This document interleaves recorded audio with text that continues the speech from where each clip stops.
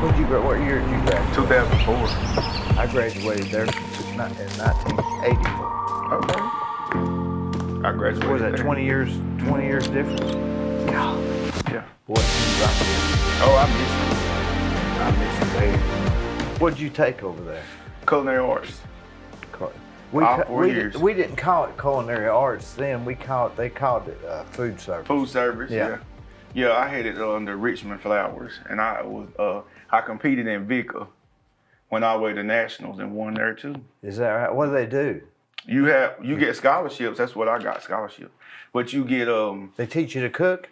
No, you learn at Bradley, and then you go compete against people on the state level all around the state. And then nationals, I represented Tennessee. So it's somebody from all 50 states and then, other territories. And you did what? You won there or what? Is that right? Yeah. The state? Yeah. And then nationals, I came in So you're the nationals. What do you call that? The state?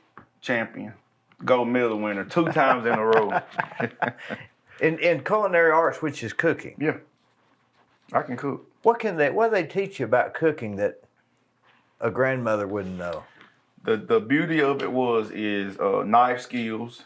In our homes, you know how to cut, peel, but you learn the dice and you learn the technique. Slice and dice. You learn more technique in culinary arts. Now, my mother taught me the spin of it, the seasonings, and what goes what with what. So culinary arts couldn't have taught me what my mama taught me.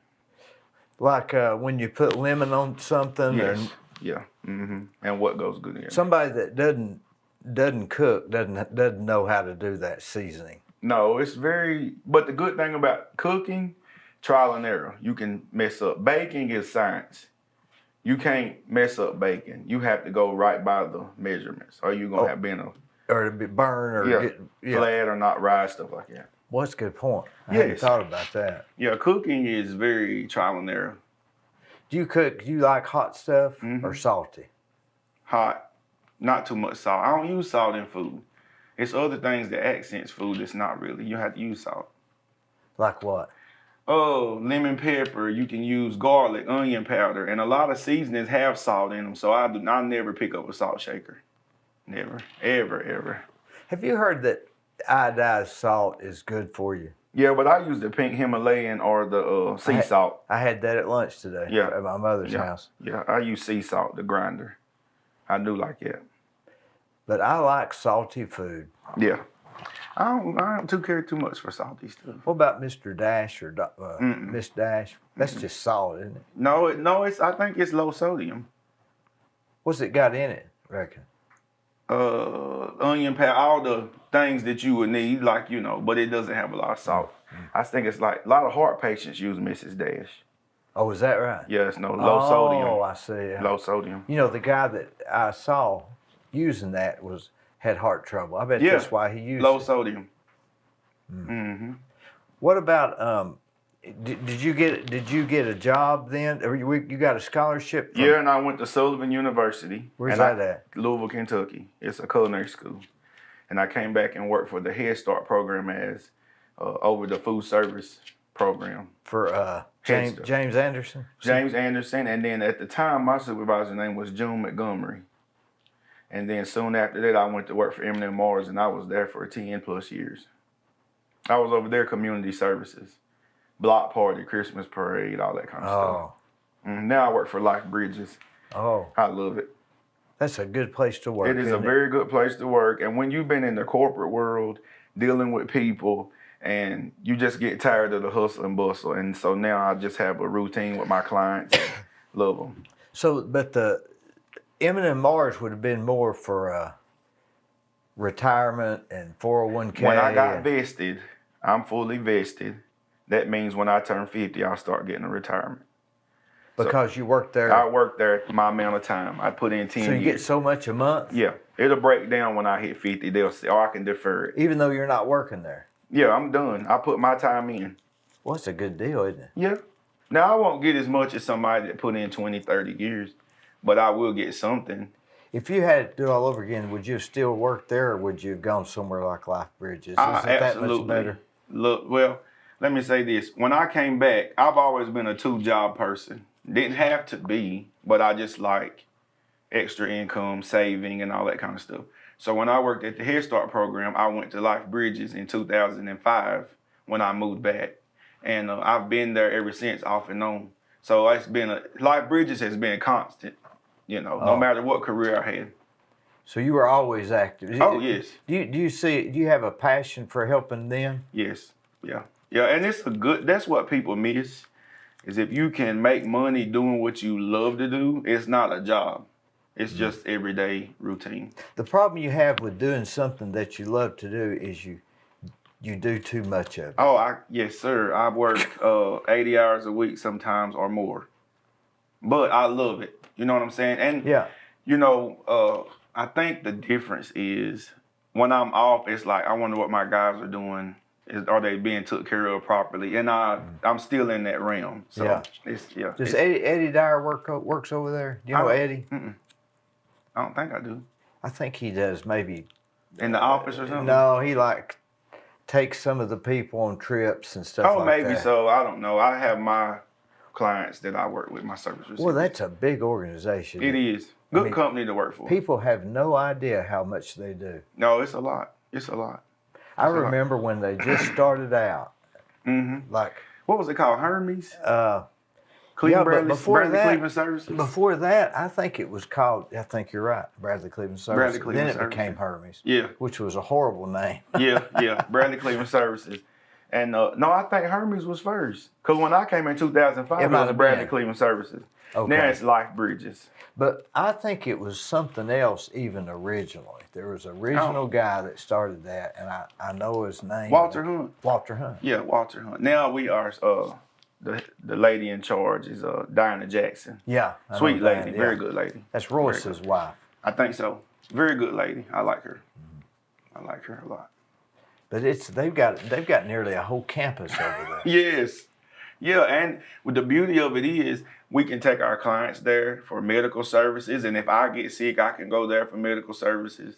It's a great organization. I wish more people took the time out to understand, people with disabilities, and, they're not just somebody just tucked off. They are, valued members of our community. So we try to get them out, make them feel, as normal as possible. How many do you have? I have 3 at my day job and 3 at night. I think that's what Eddie does. I have 3 and 3, yeah. He'll take them to lunch. Yeah, we'd be everywhere. I just got back from Sugar Mountain with 3 of my guys. So yeah, everywhere, in that van. But they just have some disabilities. That's all it is, but right? That's all. And if you help them normalize day-to-day activities and let them try to cook and, challenge them to fold clothes, challenge them to just how I would treat you. Yeah. No different. And then you go along, there are some, limitations, but we address limitations when they come up. But the main thing is to not make a difference in how they're treated, against you. And I stop people in the store. Some of my guys are very good, want to speak, shake hands, and people it's okay. And I stand in the back. It's okay. They're fine, and so treat them like valued members of the community. They're just like us. What did they do with people like that before? I think they just stayed at home or was in institutions. They were tucked off, and Life Bridges gives identity, community life. I really think back in the day they were tucked off, just out of sight, out of mind. Did families take care of them? A lot of people in my community did. I knew we had special needs people in the community, but their families kept them and took care of them. You ever wondered if people have other special needs that you don't see or you don't recognize, but they've got them? And I think we all have something.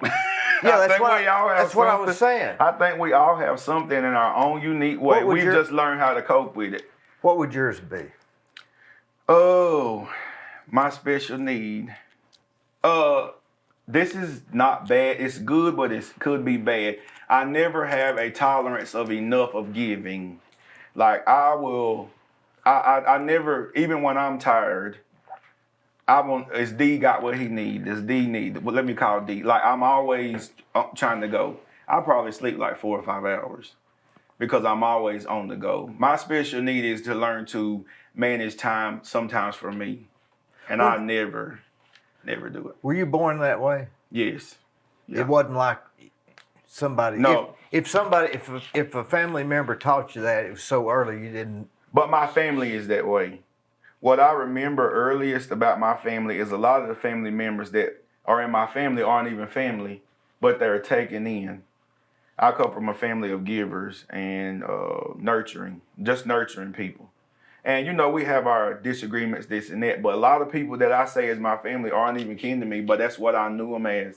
You know, and my mother, she's a great cook. And my home was always a mecca for family functions and dinner. And her grandmother was the same way, and on and on. So it's just habit. It's just habit. You know, that's something people that have people over to eat. There's something about eating with them. Yeah. That's different than just like me and you're talking now. Yeah. If we were to be eating, it'd be almost a different conversation. Yeah, because you relaxed. Yeah, you're paying attention to your food. Yeah, food can bring out the best. And it's most of your biggest memories. You go to New Orleans, you probably remember New Orleans, but you're going to remember you ate some oysters on the hat. Like, you remember those moments because of what's associated with it. And food is a great binder for people. Anthony Bourdain saw that when nobody else did. Yeah, I hate he's gone. I loved his show. You know, I didn't get into his show till about the time he died. But you know, that goes to show that so many people can look so vibrant and introduce you to stuff, but is a broken person. You know, they committed suicide. That goes back to what we was just saying. Yeah. You wouldn't have known. You would not have known. Like these other special needs people you see. With him, nobody knew. Yeah, but do we take the time to know? You know what I'm saying? Like, it was probably signs along the way, but he's probably a product to most of the people around him, the money and his handlers and all these people, and they're not paying attention. Look at the artists and people that you see commit suicide. Somebody had to see something, but I got to get this money. I got to push them. And that's the day-to-day. You could be depressed. It's up to him to pay attention to your actions and your the way you move different. I could just look at my people I'm close to and be like, something's going on, you know, because your activities and your day-to-day has changed. It's sort of different and all. I just think it's human nature.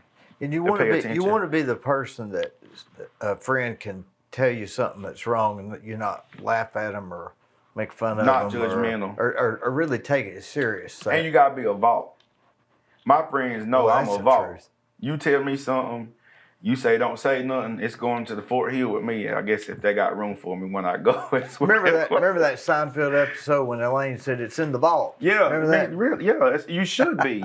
You should be. Because if somebody thinks enough of you to tell you their deepest hurt or secrets, you got to keep it down. They say the way to really connect with someone is to tell them a secret. And then that other person feels as if you're closer to them because you told them a secret. You know what I've been known to do? I would tell you something that's not necessarily 100% fact to see if I hear it again before I give you something that's fact. You know, just to test you. I got to see if you're going to be solid. What makes humans want to tell stuff like that? Feel important. I got one up.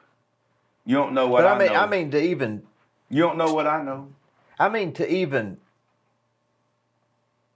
tell something that they don't want out. Why do they even tell it? Because a lot of times you hurt or it's something that you fester with. It's like you wrestling with and it's good to tell. That keeps you from being depressed and anxiety. You gotta talk to people and get it out. And you know, a lot of times, and I'm a Christian, but people just tell you to pray about it. That's God's way, but man needs outlets and needs ways. Prayer is good, and I pray, but you got to have different ways to push your pain and all these things that you go through.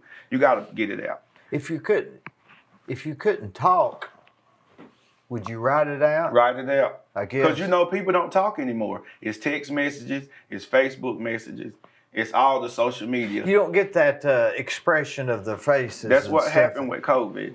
Why so many people now are they're off to the side because we lost the human touch of, you know, and depression was high, alcoholism, drug use spiked. All these things happen because now coping mechanism. Yeah, I gotta sit in the house. I can't see you.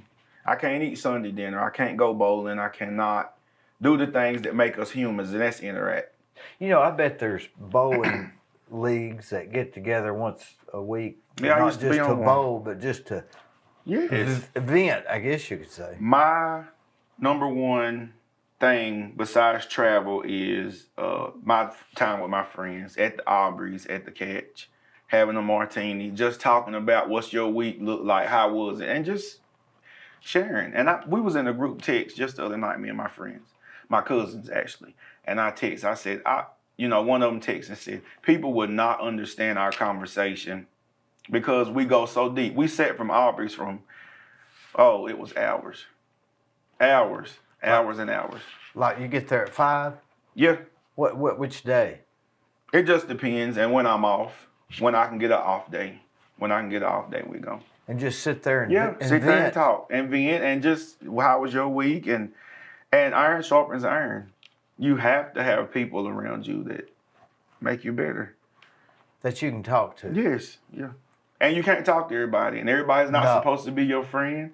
And everybody's not supposed to be in your circle. And everybody's not supposed to have access to you. I do not want the world to have access to me. Because there's something special about me I have to keep for those who have earned that right. I cannot let everybody have access to me. Ever. Because then you get tainted. And you get all these, and I believe people carry spirits.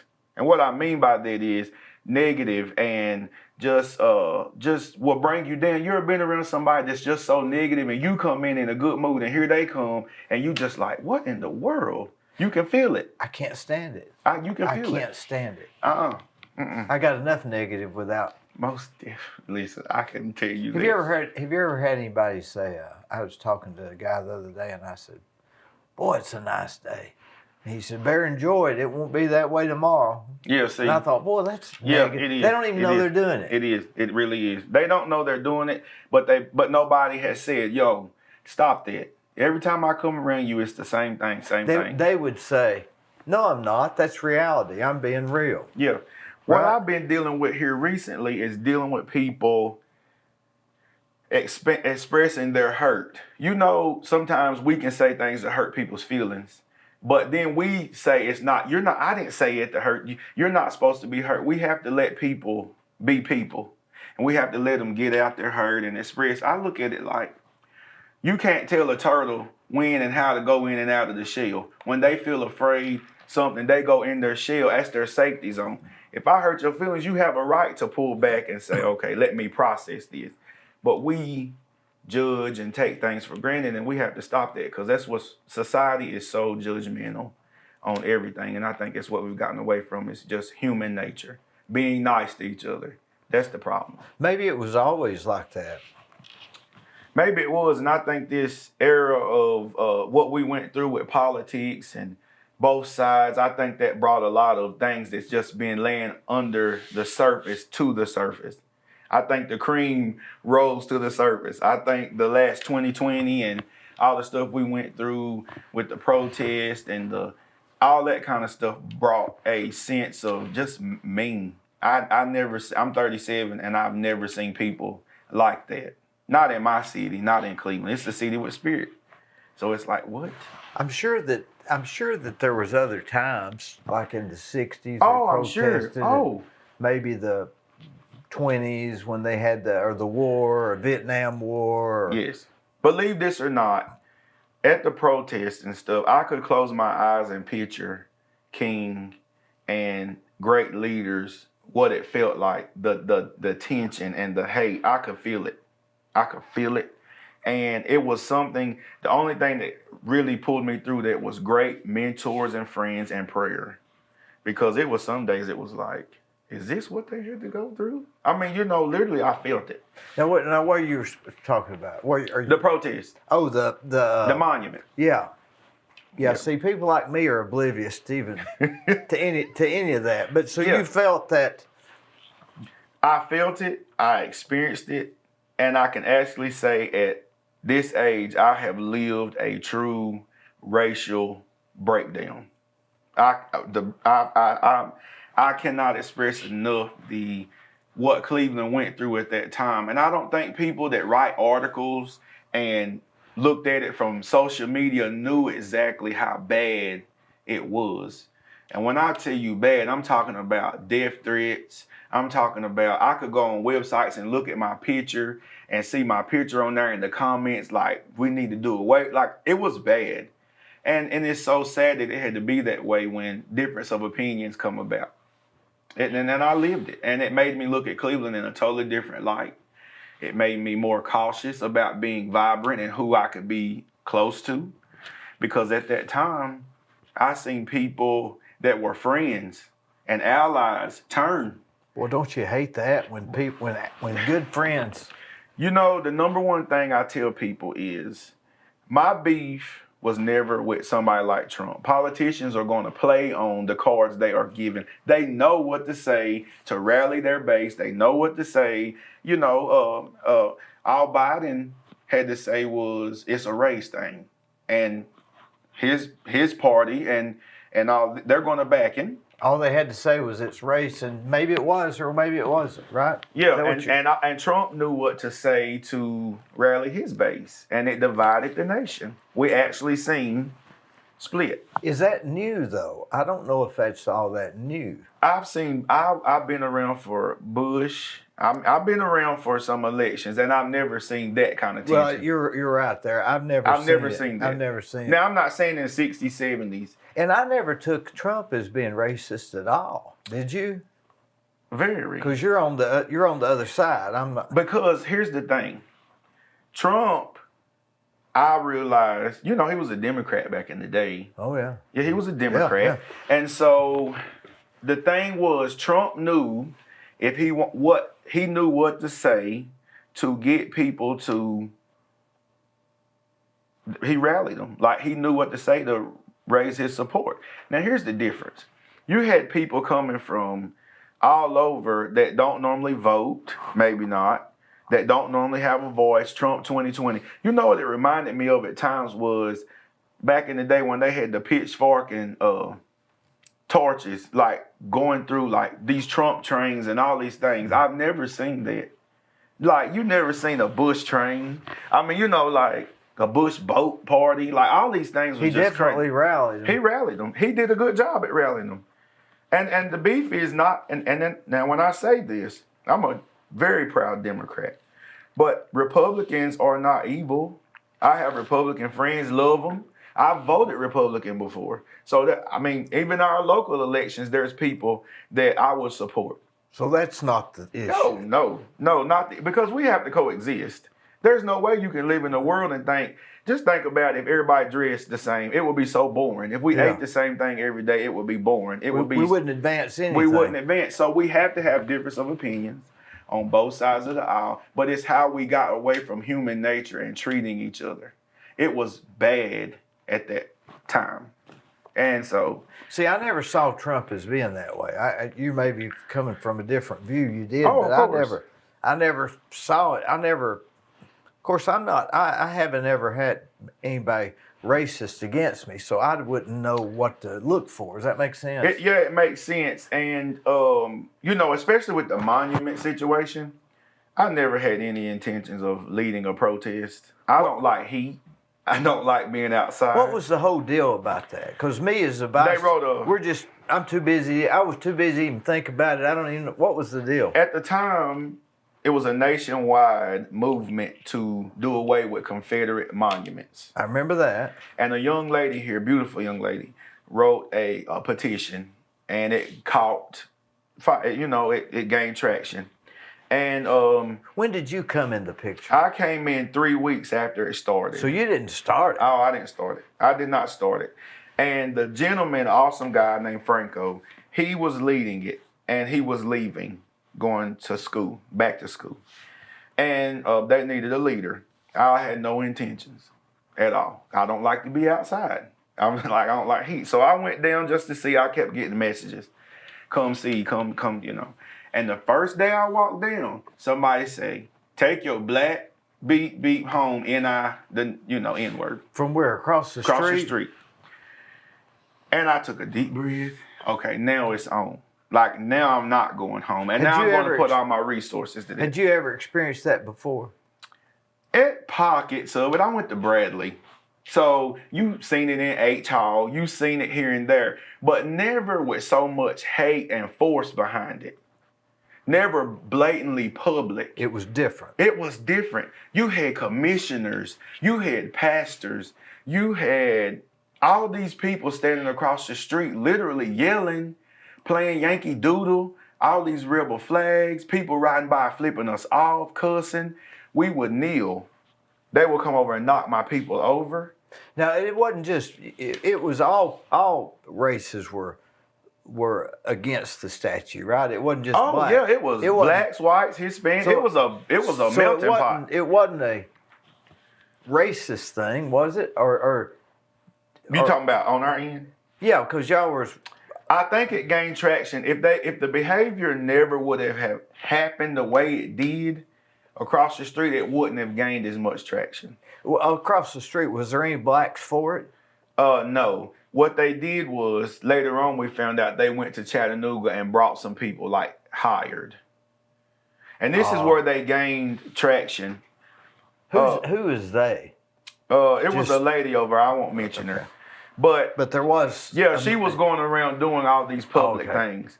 And they were starting to push us as Antifa and all these hate groups. Everybody over there was from Cleveland or Lee.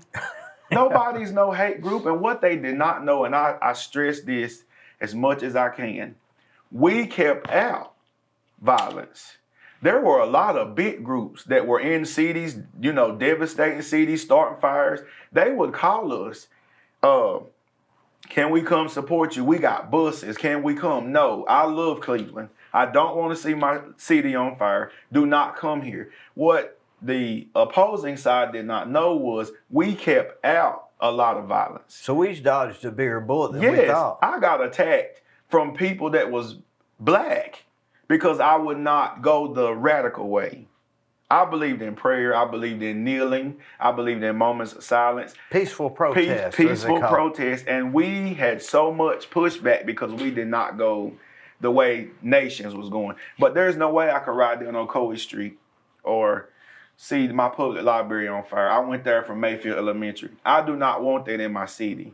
So I stepped up to make sure that we did not have that. We were a buffer, but nobody knew that. Mm. But it's over now, but now I will never look at some people, some businesses, some things the same. I would never. Because the underlying things that I didn't see. I seen it and I experienced it. I had to have hire security, people follow me home. I had to, do all these things that you never would have thought in Cleveland. How long did that go on? 15 weeks. 15 weeks, that's like almost 4 months. Yeah, it went on. Well, did they finally just say, okay, let's stop? Or how we stopped. Lee was coming back in the session, and we were trying to be respectful. We did not want parents to see protesting right by their school and kids not be able to go. And then the city council was supposed to create a panel to see what they would do with it, but I remember that. It was swept under the rug. It was swept under the rug. Because that monument is not of any one person. It's not of a person, right? It's just it's to represent fallen soldiers. Now, what we wanted to do with it was pay for it to be moved to the museum or to Fort Hill Cemetery with the Union statue. That's all. We didn't want it destroyed. Move it where it got its historical value for who appreciates what it stands for. That's all. And we were going to raise the money to do that. Where is the Union statue? I didn't even know that. It's at the Fort Hill Cemetery. It's up there where the soldiers are buried. It's not as tall as that. How tall is it? And it's I think it needs some work. So there's a Union statue. I never. So knew we just wanted everything moved to where it can have its historical value, and we was going to raise money for it. But I did not know it would cost so much.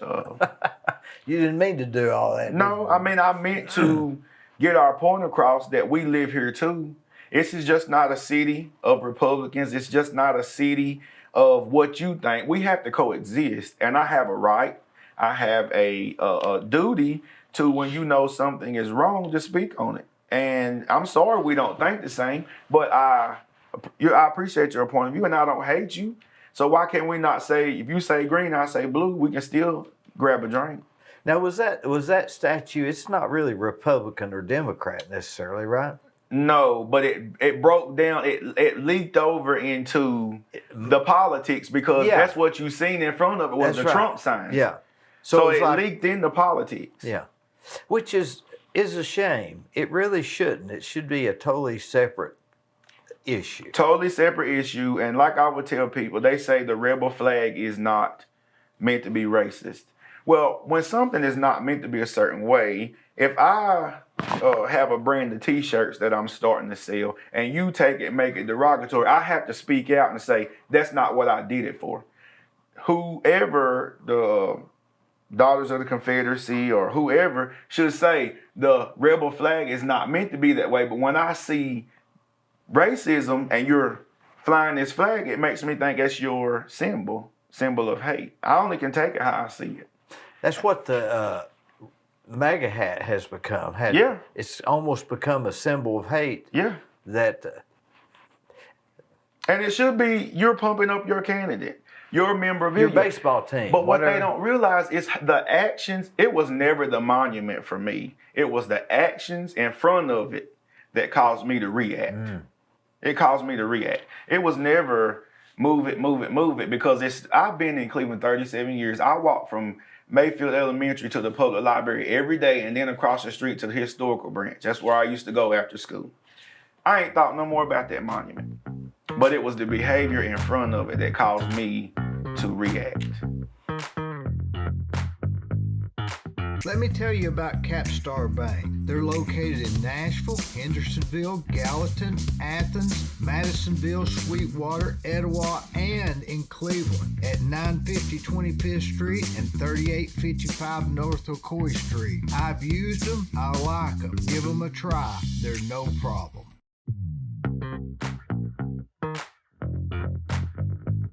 Now, are you originally from Cleveland? Oh, yeah. So, you're Pugh, P-U-G-H? Yeah. So, when did your parents come to Cleveland? They was born here. Is that right? Yeah, I'm a native. I'm a native, and I love Cleveland. See, I've always understood that you was just a Lee College student and had come here. It's all combobulated. Listen, that's the story they pushed out because I was an outsider sent here to do the Democrats' bidding. So the left brought me here, paid me to come. I went to Mayfield Elementary, K through 6. Dwayne Shriver was my principal. Oh, I know Dwayne. Okay, I went to Cleveland Middle School, and then I went to Cleveland High School in 9th grade, and I switched and went to Bradley, and I graduated in 2004. You know, we did the same thing. I went to North Lee and went to Cleveland Junior High and went to Bradley in the 10th grade. Yeah, we followed the same path. Yeah, I've been in Cleveland my whole life. I like Bradley a lot better than Cleveland. I loved Bradley. I loved Bradley. It gave me a chance to grow and be who I wanted. It was a good school. It was. It really was. And it is. Yeah. It is. It is a good school. I guess it was the same then as when I went, but I liked it a lot better than Cleveland for some reason. I was the left brought me here to push this agenda. No, I am. You went to Mayfield. I went to Mayfield. So you walked from Mayfield to the public library. Where did you live over there? I didn't. My mother worked shift, and she would pick me up. Where did she work? Sharon Plow. So she worked at Sharon. It was Dr. Shows and Sharon Plow and all that kind of stuff. Yeah. So then you'd go to school, and then I'd walk to Mayfield. I was a car rider. Oh, let's see. Mayfield at the time was over there where Lee is. That's right. That's right. By the towers. Did you go to the public library? Was it the new one then? It wasn't renovated like it is now, but it was that. Yeah. And so when I would get done there, I'd walk across the street to the historical branch some days, and then I would wait there until my mother picked me up. The historical branch, I was by there last week, and I thought I hadn't been. See, when I was 7 or 8, my grandmother, we'd walk over there, and they'd have a storytelling. Yes. They'd read a book. Yes, and they still had that. All the kids would sit around. Yeah. And but the historical, I guess the library just got so you can only have so many books, I guess, can't you? Yeah, and that was my stop every day. Don't you think you learned a lot during those years? I did. What walking yourself. Mm-hmm. You were on your own. time, sort of. Yeah, and so get out of school at 3:30, whatever time at the time, and walk there and stay there to like 5:30, a little after. Why did you leave? So sometimes you'd stay at the other library. Mm-hmm. And I had friends. It was our pickup. A lot of parents. It was our. I guess, library was the babysitter sometimes. Yeah. You know, I walked there every day. They still have coffee. Did they have coffee shop then? No, they didn't have. You couldn't even bring food in there. I went there when they had the coffee shop, and boy, it was bad coffee. Yeah, no, they didn't have it there when I was there. But yeah, so yeah, I'm from Cleveland, right here. You're Born from at Bradley Memorial on 521 at 521. Is that right? Yes, sir. Born on 521. At 521. What are the odds of that? I guess I'm odd. The Special. odds of that would Special. be incredible. Yeah. You think the doctor just said, well, it's 520, but I'll just say 521. And I just seen where my childhood doctor, Dr. Hughes, Oh, yeah. he just died. He was on here. Yeah, Dr. Hughes. He was my doctor. He was my doctor. I remember him. And then I had Dr. Applin. That's my boy's doctor. Yep, I had Dr. Applin, and both are gone now. But yeah, good guys. I had them. I remember them plain as day. I love Dr. Hughes. Yeah, made he said everything- Kezmond. That's how you say my name, Kezmond. Kezmond. Yeah, I remember him, and then I got a little older, went to Dr. Applin out there on what is that, West Side, where Cleveland Community was. Dr. Yep, Applin had an Dr. office Applin, yep. upstairs. Yeah, see, right from You're Cleveland. from Cleveland, Tennessee. You're from here as much as I am. Yeah. So let me ask you this. Did you, after high school, did you aspire to be a culinary artist? No, I always had a love for cooking, and then once I got into it, it's like, oh, this a lot. It's a lot. Like you really leave your family. Like when you a chef, you leave your family. But I still do. I have a business. I still do stuff like make candy apples and different novelties. Yeah. But no, I don't want to be a chef. I can cook very good, and I can cater, do all these things. But it's my, I like people hands-on. I think I should have been a nurse or some kind of doctor or something to where I could handle people. But I'm not going back to school at all. It's over. Yeah, I didn't like school at all. No, it's over. No, I should have been a nurse. Did you, when you went to Louisville, did you say Louisville? Louisville, Kentucky. Yeah. I've been there before, and I just wasn't impressed. I wasn't either, and the crime. I come from Cleveland. Yeah, And then when they say don't be over here at this certain time and make sure you get back over here at this certain time, it's like, oh no. I don't know of anywhere you can't be in Cleveland. No. People say there's spots, but I'm everywhere. I've never seen it. And I've never experienced it. The only bad thing about it is we seem to be getting a lot of homeless people, and I don't know if that comes with getting bigger or if there's more of a problem with it. I think, from dealing with people who deal with homeless, I think people research and Cleveland pops up. It's a good place to start over. You can come here and get a good life. We have resources. I think it's time, really. The shelter that we have is very well ran, great people, but the city of Cleveland, we got to expand and figure something out. They can't house, but what, about 7 or 8 at a time? Oh, they house way more than that. I mean, you mean at the emergency yes, shelter? They house way more than that, and they have programs to help. Beautiful programs. How many could they house? I'm not sure by heart. I'm not sure. I renovated. But I know it's more than that. I renovated that building in the back for their. Oh, well, good. Yeah. Okay, yeah. For Demetrius. Yeah. And like I said, Demetrius and his staff and the workers, they are very good people. But I think it's time for the city of Cleveland to realize we have a problem and it's got to be addressed. And we should have a way bigger homeless shelter or more resources than what are available. And the key is not pushing them out. The key is not making laws. Then it's a felony now if you're somewhere. You don't. It's a felony? Tennessee passed a law recently, a misdemeanor felony. I get so disgusted, I don't even want to research it much. You mean for being homeless? Like if you're living on a property, like your car, trespassing and all that kind of stuff, now they can write you a ticket and all this kind of stuff. And it's crazy that we come up with consequences to a problem that we're not trying to fix. Try to fix it. That's a good point. Try to fix it, give resources, and then we go to consequences. But, we are all a second away from being. We could lose it all in a heartbeat. They say that most people are, what, two weeks behind on being, what is that saying? Yeah, they are. I mean, it is check to check and that, but I think it even goes deeper than that. We can check out of here mentally and be lost. And a lot of times when you run into homeless people, there's some kind of situation. They walk off from their homes. They have, you know, and just pass through, and then they get, this is their stopping point. I've talked to people before that have had nervous breakdowns, and they said that when you have one, you just at the point of no return. Yeah, I can't imagine what that would be like, but the people that told me that, they were serious. Yes, you know, you've been down. Sure. Now just imagine one more thing. Yeah. A flat tire. Or just one more thing, the straw that breaks the camel's back. You know, we look at these shootings and crimes, and a lot of them are premeditated. But what I tell people is be kind, because you don't know when you are the straw that breaks the camel's back. It wasn't meant for you. My rage was not meant for you. My rebuttal was not meant for you. But you came along with your judgment and your mouth, and I snapped. And you have to be careful. Boy, these waitresses that work in restaurants,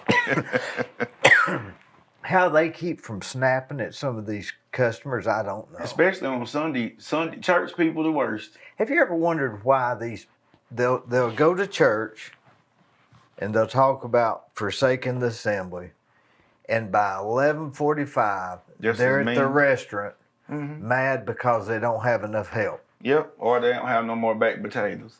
You know, the thing is, how do they think that? I think baked that potatoes. Yeah, you know, people. I mean, it could be, man. I want to get a baked potato. Yeah. We out. What you mean? Like, I've seen it. I worked fast food in high school. I worked at Wendy's. I hated the one over here. No, Paul. I hated Sundays when church people would come in. They are so rude because a lot of times you sitting in the church and you're not living what you're supposed to be learning and what you hear. We think we're good people, but we've lost the sense of human nature, kindness, and patience. Patience is a virtue. The Bible speaks of it all the time. We just don't soak that part in.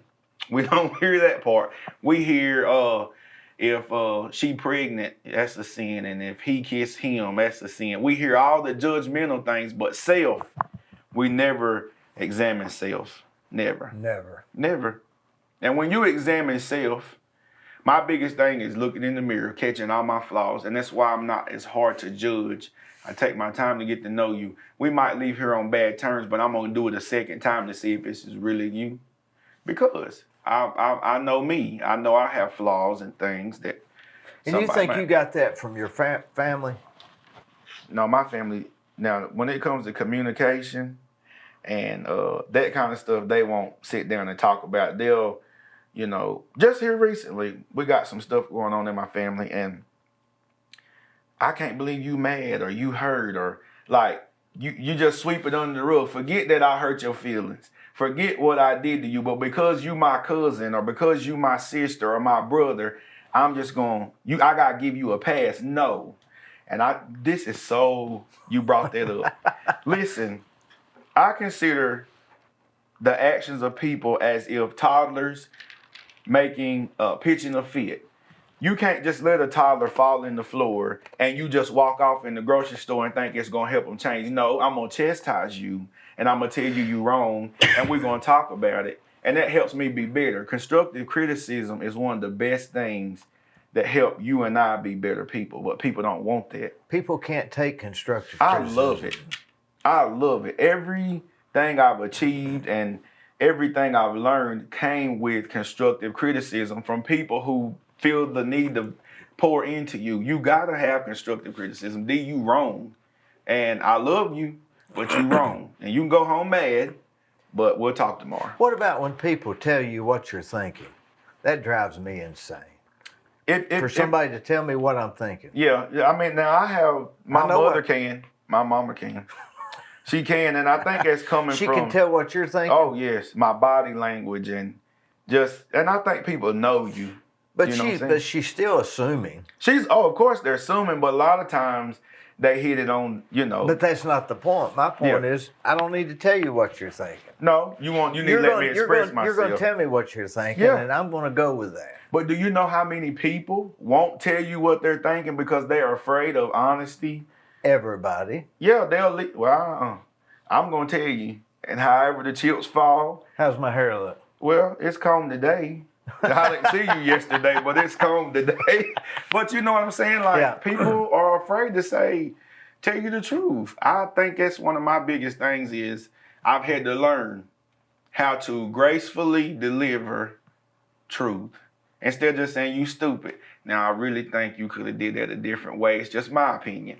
But you could have did that differently, and this is why. Now, being married, are you married? No. Well, it all changes then. No. You got to really be diplomatic. Yeah, I'm sure. People don't like to hear about themselves. They don't like to hear it. I like it. People take offense to it so easily. The world cannot, like I said, everybody shouldn't have access to you.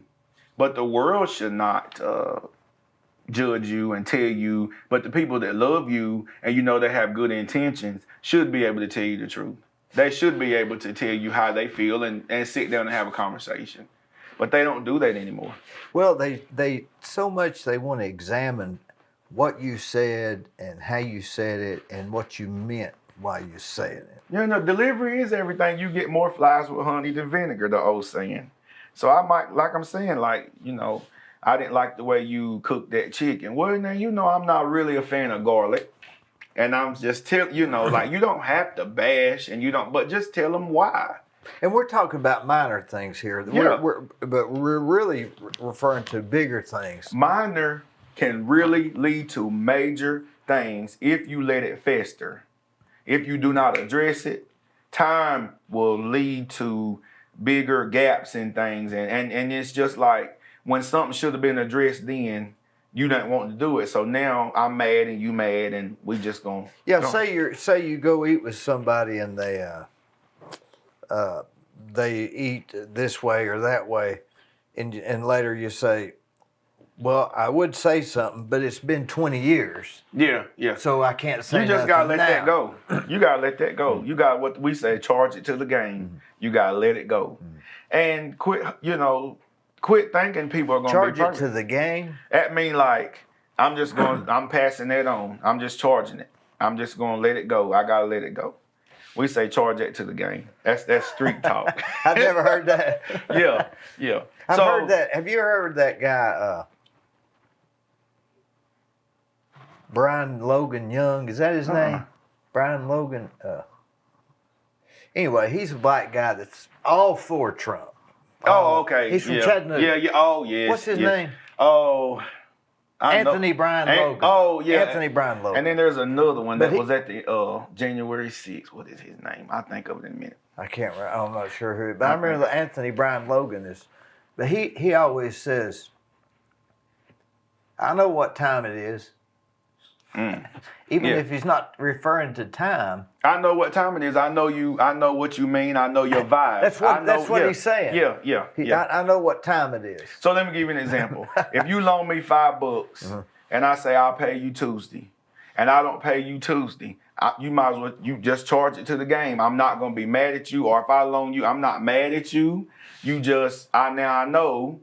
To the game of life. Yes, charge it to the game. Yeah. What does he mean by saying it's? I know what time it is. He'll say they know. He says they know what time it is, and he's not talking about time. Yeah. He just means understanding or something. Yeah, like I know what time it is. It's like I understand. I get the point. Yeah. I get it, and I just know what time it is. Yeah. Like if I see you out and I made you mad, and you don't speak to me next time I see you, I know what time it is. That's right. You ain't I was talking. busy, or they were busy, or didn't see you. Yeah. You ever go places and you really don't? You see them, but later you think, oh, I saw them, but I didn't wave because it didn't register. Some people are in their own world. I do it all the time. Somebody say, I seen you at Food City, you didn't speak. you just don't realize, like, I got this, somebody just sent me a thing about a budget, and I got this and that. I'm just in my own world. I got blinders on. But did you say something to me? Like, bring it to my attention. Like, I'm being in my own world sometimes, and it's good. I don't want to be, I saw a friend of mine the other day at the gas station, and he must have been in a hurry. We're really good friends. Mm-hmm. But he was, I could tell he was trying not to see me because he was in a hurry. Mm-hmm. He didn't want, because he know you're going to talk. Yeah, so I just didn't even, But we all are it. guilty of avoiding people. Like, if you see somebody in the I just don't have it today. I'm just not in. I can't deal with them today. No, I don't want to talk. Do you think that that Cleveland is going to be so big that we lose that touch when the guy can walk from Michigan Mayfield School to the library and to me, we've lost it. And there's nothing we can do about it, is there? No, because we have gotten away from, everything now is economics and all these things, but we've gotten away from just being good neighbors. That's the key. We was never in a city atmosphere. I knew my neighbors and I knew them. Now, in my neighborhood, I know all my neighbors. I know them. They know me.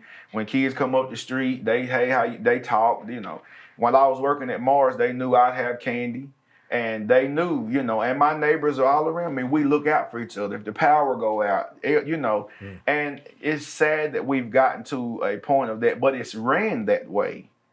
When I was coming up, I knew a lot of city council members. They used to come to the school, bring pizza. Like, we knew our leaders, we knew good people. And now I think it's so gridlocked with just selfishness.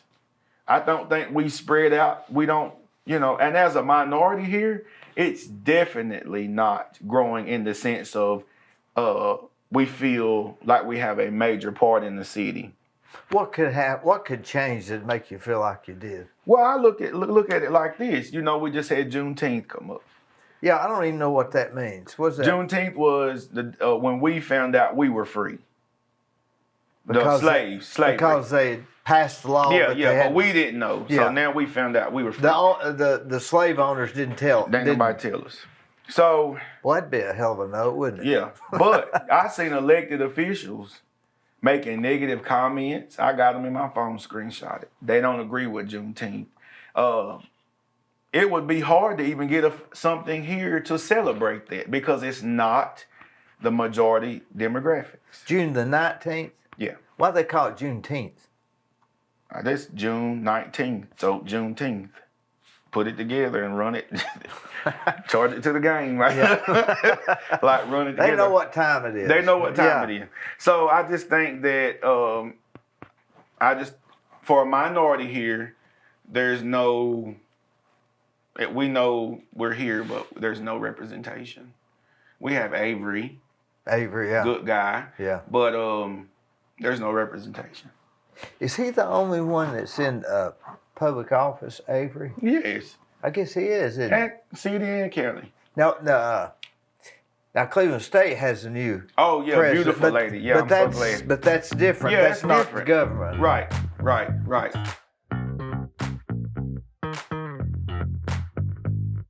Hello, I'm Dee Burris, and most of you know me as a general contractor. In October of 2020, I started a podcast that I call The Discussion with Dee Burris. Each week, I have conversations with interesting, informative, and fascinating people from Cleveland and Bradley County and the surrounding areas. You can watch the discussion at dburris.com on YouTube and Facebook, where we would ask you to please subscribe, it's free, for updates and notifications of new shows. It's no problem.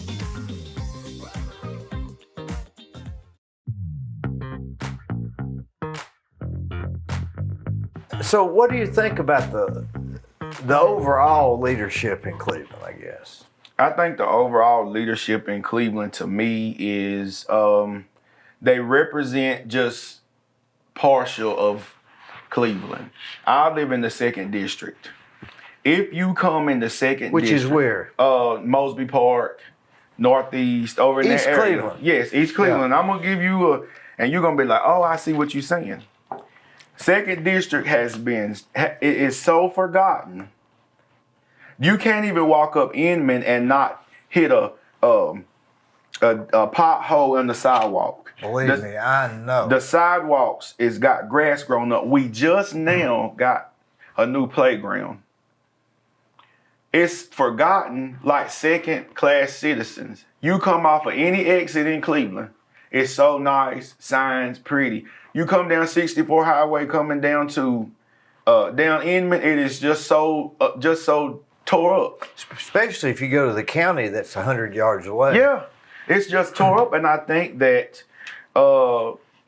we are forgotten in the 2nd District. And I say that, and I love Bill Estes.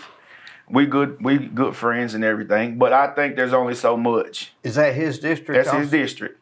You know, you go down Galt Street, not a sidewalk.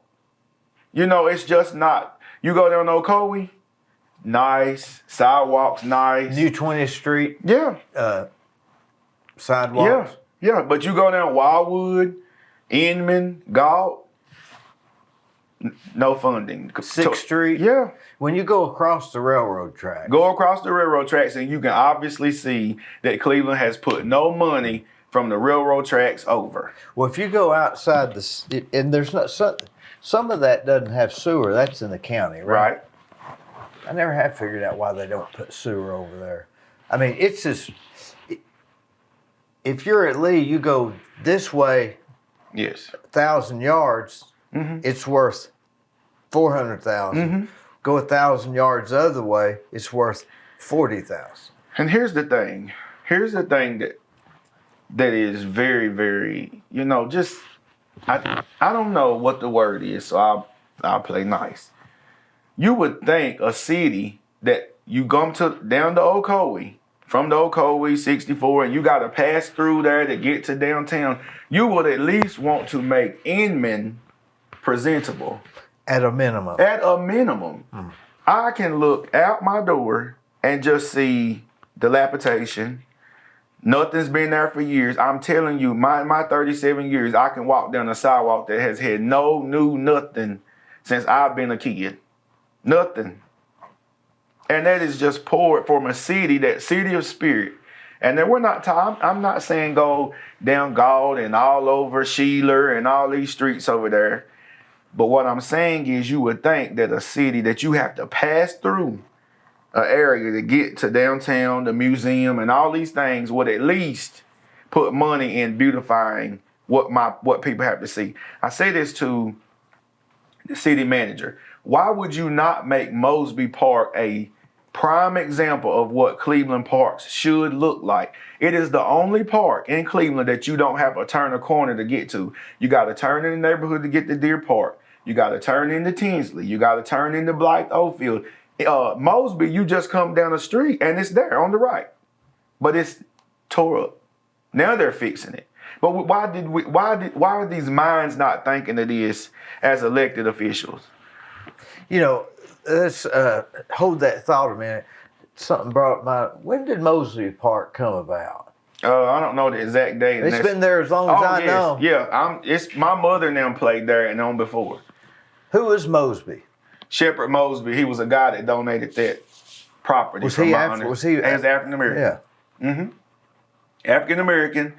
And I'm not saying that, come over there and just completely, do everything, but you would think. It's spread it out a little bit. Spread it out. Right? It's not spread out unless you go fuss and meetings and all these things. You have to keep bringing it to their attention. Shouldn't have to be that way. Is there now? There's not as many African Americans live over there as there used to. Is there? Or No, it's like a we've really migrated. mixed. Growing up, I had black, white, and Mexican friends. Were you raised right in there? Yes. I grew up on Galt Street. My mother bought our first house off of Inman.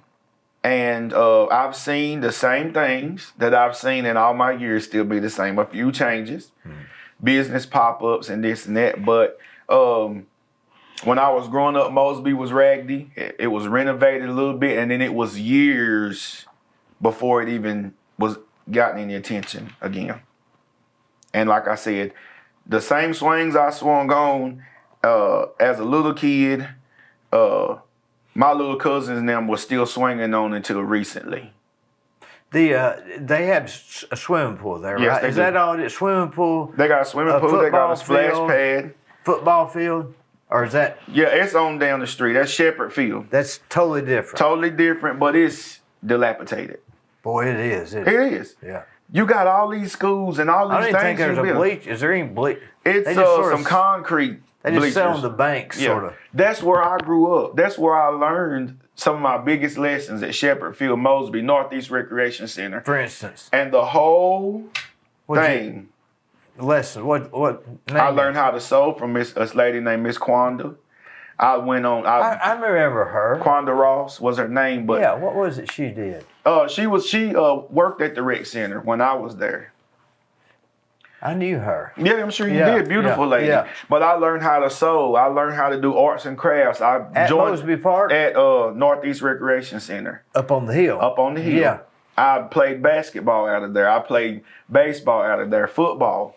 I never had to go outside to find anything. Everything I needed was in my neighborhood. We had a cookie lady down the street I could get cookies and frozens from. Total neighborhood experience. But Did she sell them? Yeah, she did. Out of her basement. Her name was Miss Pauline Bradford. I'll never forget her. I can smell it as I talk about it. But we would walk from Northeast to go to Vest Grocery. Boy, I remember that. Boy, they had good ham sandwiches. Oh, I loved Vest. We would go to Vest Grocery and, get our snacks, come back to Northeast. Northeast raised us in the sense of neighborhood, community, sports, learned our, like I said, I joined the Boy Scouts through Northeast. And there's nothing Was up it there. rough over there? No.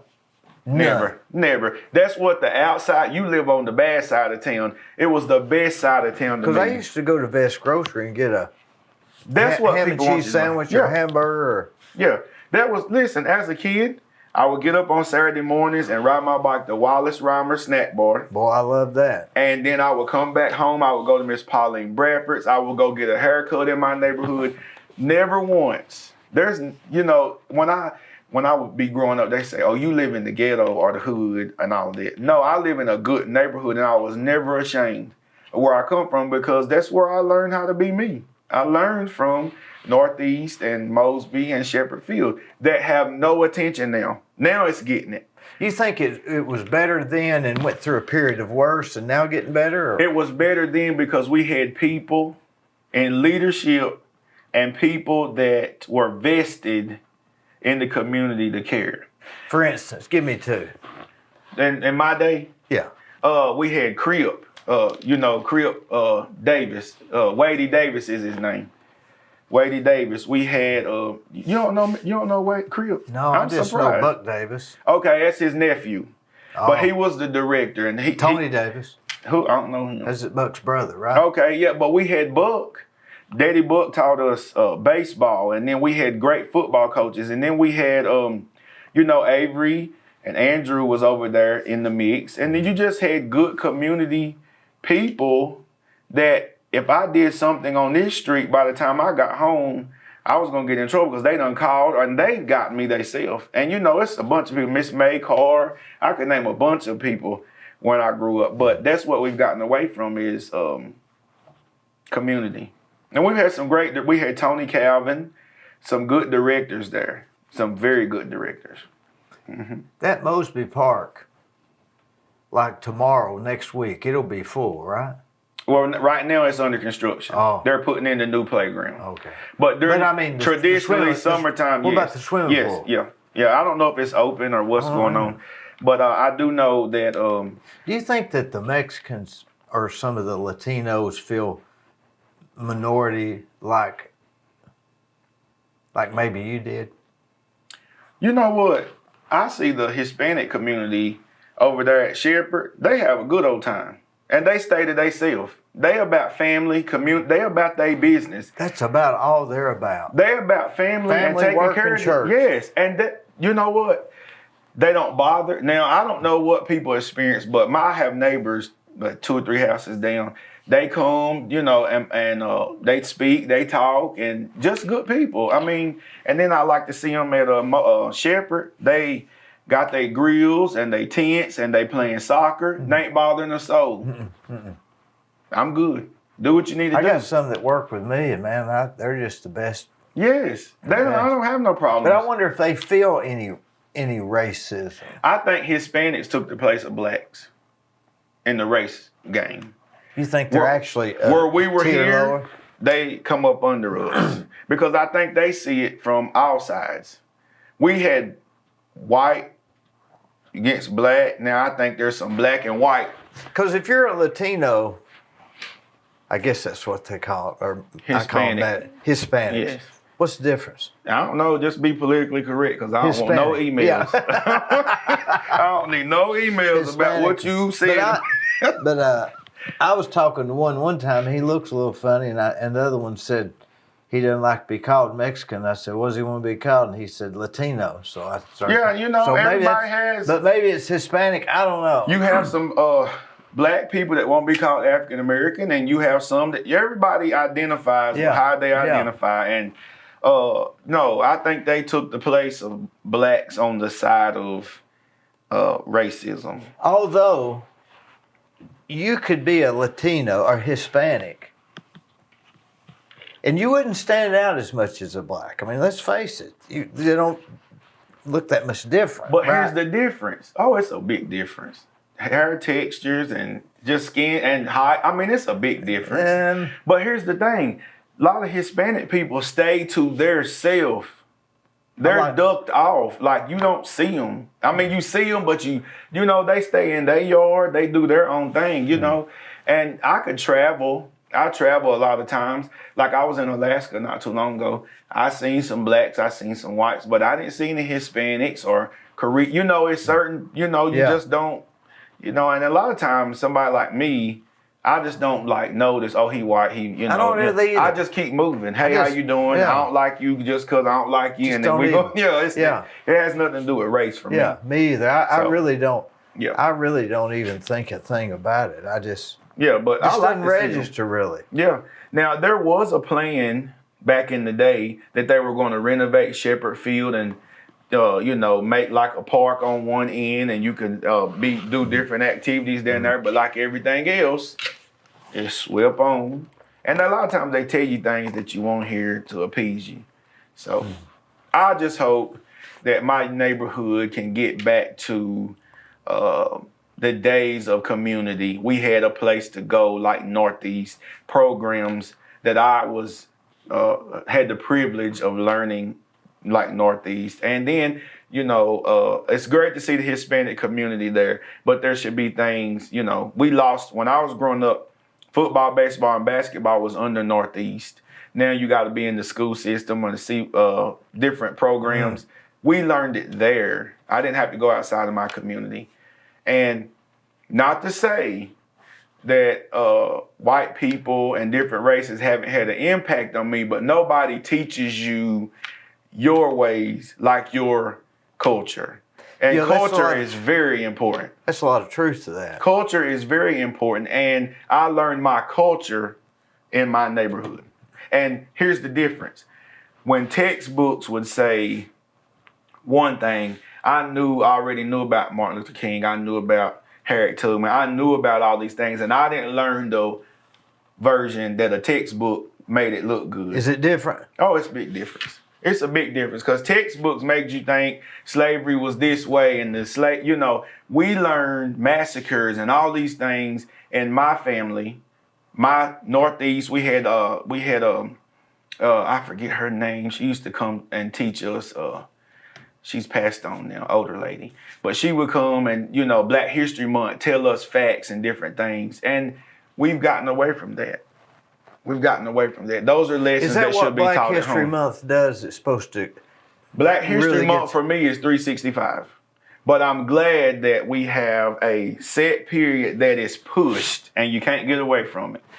Everywhere you turn, it should be Black history, different facts. And it gives a chance to tell the truth about who created the stoplight and what George Washington Carver did with peanuts. And Well, he this did and a that. lot, didn't he? Those are good things because textbooks now are getting away from, as we say, they whitewash it. Is that what they call this critical race theory? Yeah. That's a hot button, isn't It is a hot know what it button. means. And really and truly, for my race and my culture, it's just they don't want to tell the horrific side of history. Let's make it, you take like Thomas Jefferson and all these people, they're the founding this and that, but they had slaves. You know who Thomas Jefferson's woman was, right? Sally Hemingway. Yeah. Hemings, or Yeah. however you pronounce it. But he had kids by a slave that he didn't even free.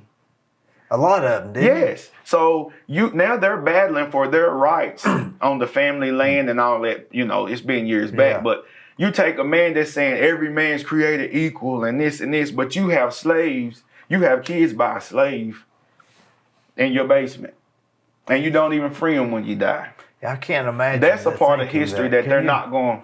What would you not do? Of course, you're not married, but there's not anything you wouldn't do for your kids. So I just Oh, can't most understand. definitely. I mean, Most definitely. Did you just see? And I had it in my head, because I've been researching it. It was the beach that they gave back to the family last week. I'm not. See, I don't even. It was a major beach, in From the Thomas Jefferson thing. no, it was a beach. I'm going to tell you because I just posted it. It was a beach, and what it was is some blacks owned some beachfront property, and it was because at that time black people couldn't go everywhere, so they bought a piece of property, and what the city did was come in and take it. Was that South Carolina, maybe? Yeah, I think so. I'm not sure. I mean, I ain't gonna get it mixed up, but the city came in and took the property, and they just now gave it back. Bruce's Beach is what it's called. Bruce's Beach. Bruce's Beach. And that's what's happened throughout history. There may be more of that than we realize. Oh, most definitely. Lake Lanier in Georgia, it was a black community, and because a woman said she was raped, they pushed the black people out, and you can still go to Lake Lanier now, and there's neighborhoods under the man-made lake where they flooded it. That's a lot of history, but they're not going to teach that in textbooks. And yes, it has some rough sides to it, but imagine living it. But we need to know the rough sides. You don't got we? to. Of whatever it is. Listen, I tell people some things are like sandpaper when you learning them and you living them, but at the end you're going to be smooth. What does sandpaper do? It smooths you out. Well-rounded individuals learn different lessons different ways, and you have to tell the good with the bad. So you're not against correct history, No, matter how bad it was. no, history helps us be better. And if people would tell the truth about slavery and racism and all these things, Christopher Columbus was not a hero. It was people here, indigenous people, already here. They come in, did whatever they had to do, and he gonna stake a claim. They was here before Columbus Yes, came, right? yes. So that's why I like to say Indigenous Peoples Day, because that's the truth. Of course, he did do a lot of good, right? Oh, I'm sure. I mean, for somebody. He got him over here. He got him over here, and then You ever wonder the indigenous people, were they Cherokee? Were they Indian? Indians, like what we had, Trail of Tears and all that kind of stuff. We come in and took, But who was here? But how did they get here? How do you? God put them here. I don't know how he did it. He did it, and I'm glad about it. Look, we here. But think about this. When we say, don't forget your water. I'm gonna get it.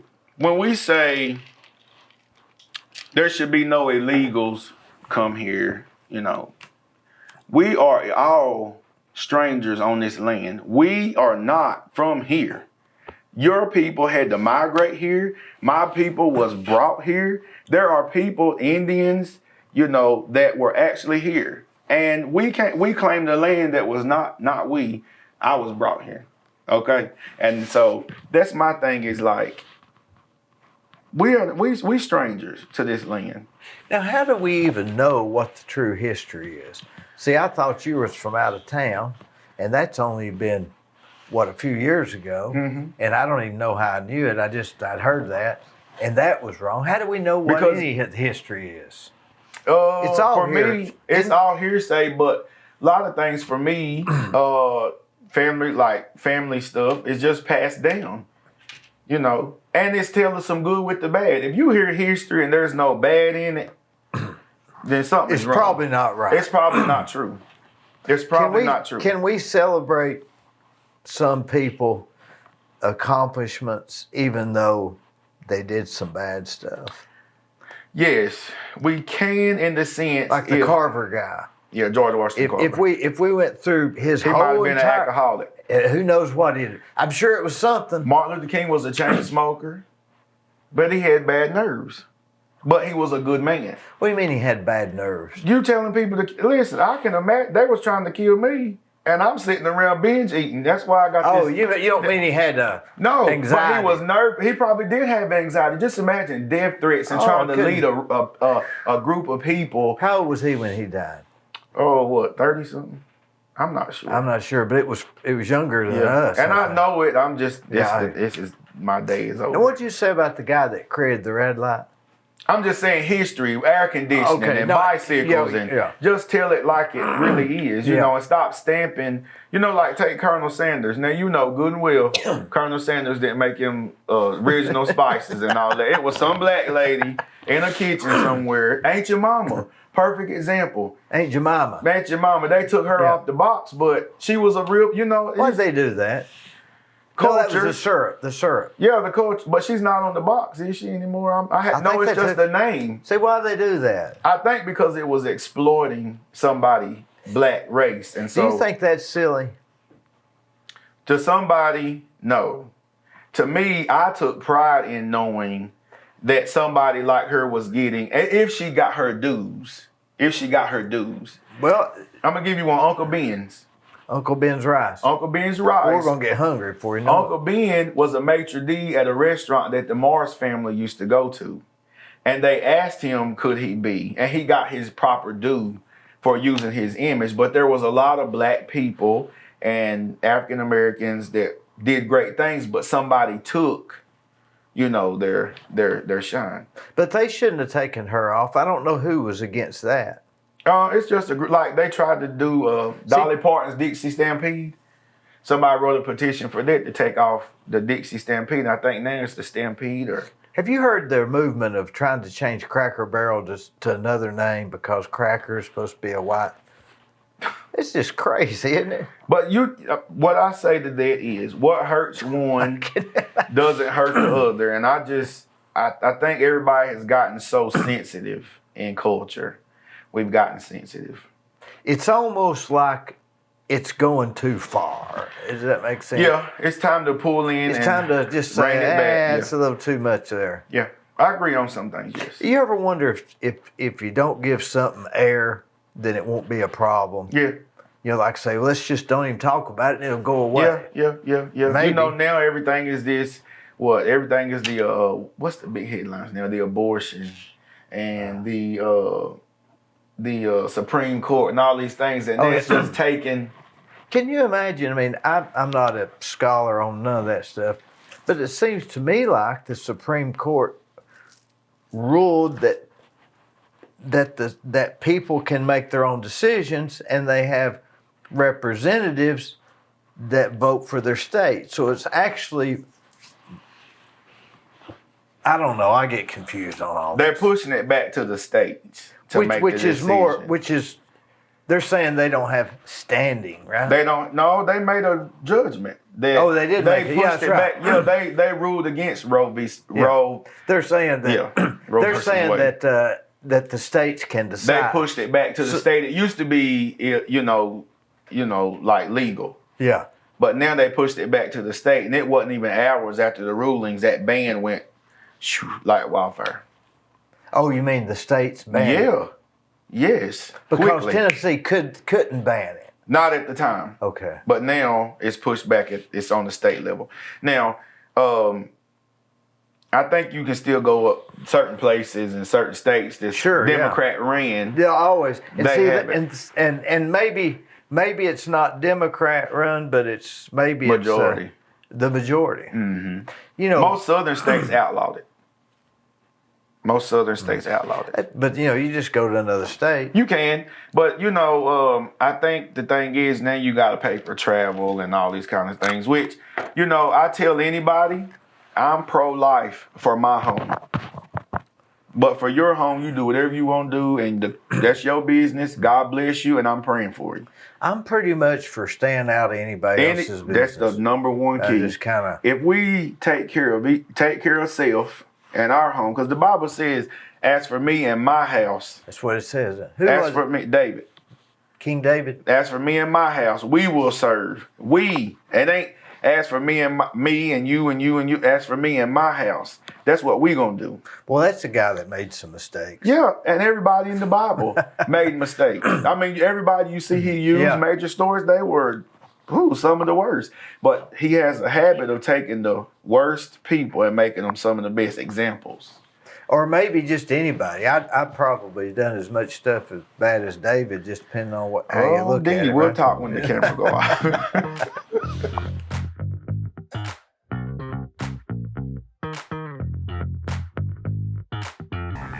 If you want residential or commercial plumbing, give Rick's Plumbing a call. Call Jason or Josh. They'll do you a good job. I use them. I've used them for years. They're no problem. Come on. Woo! One.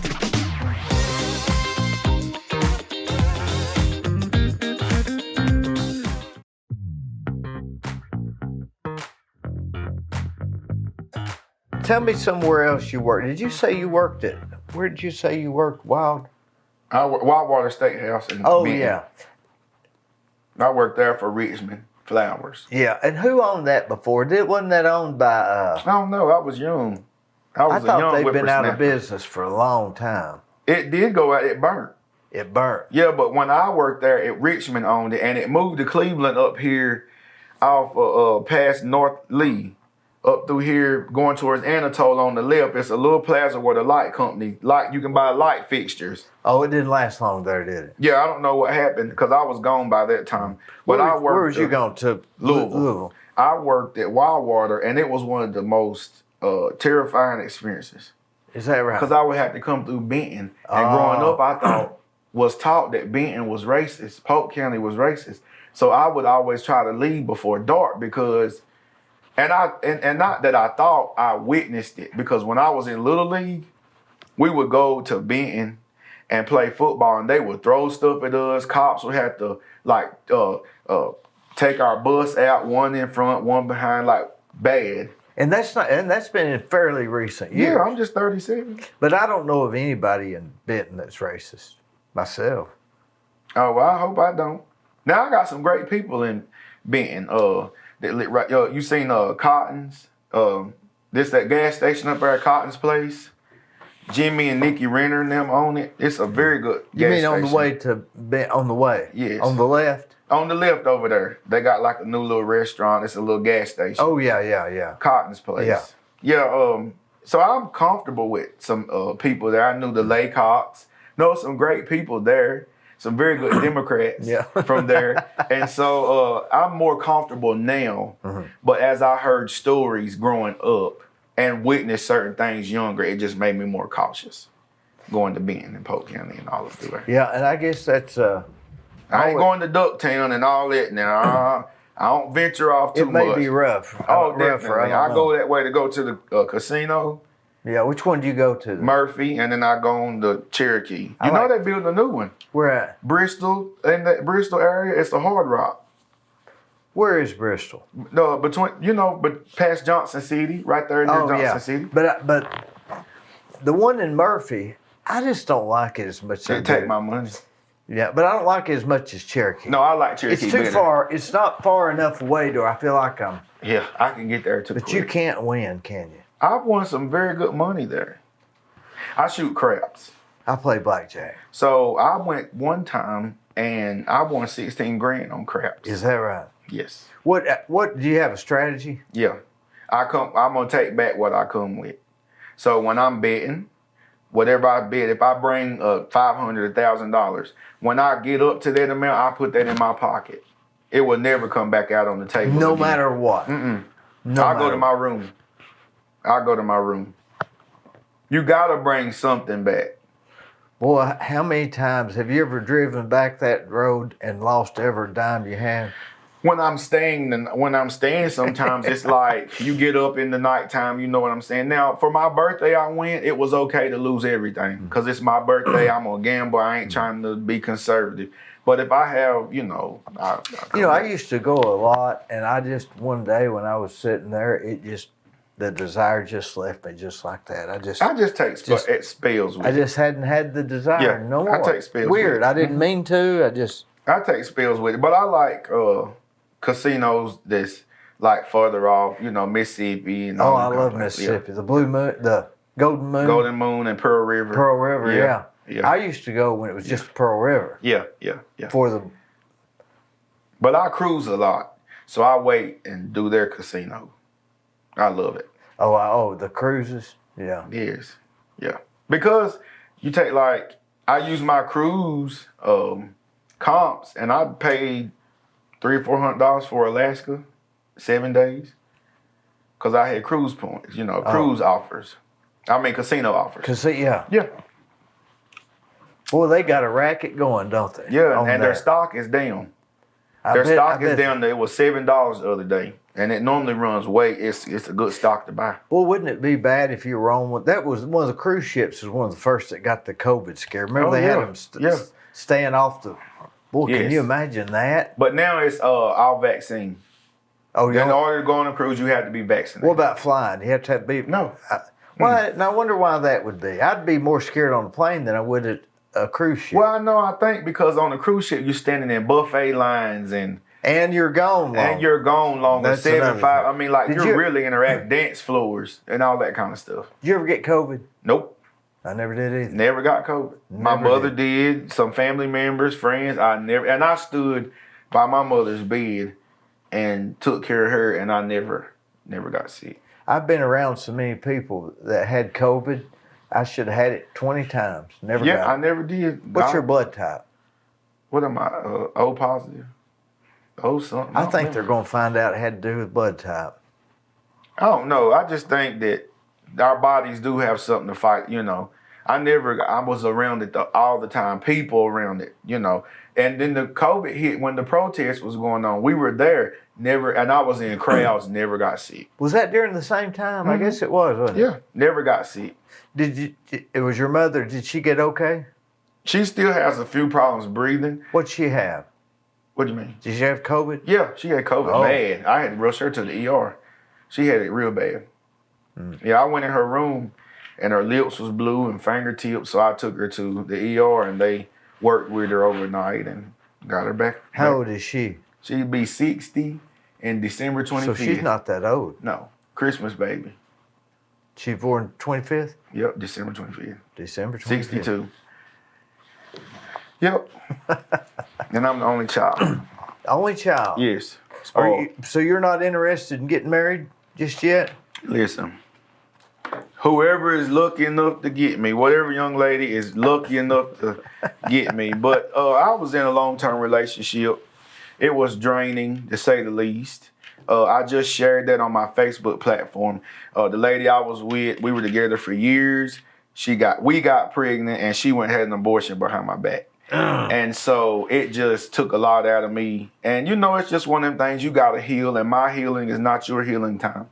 So it's just like, I'm good.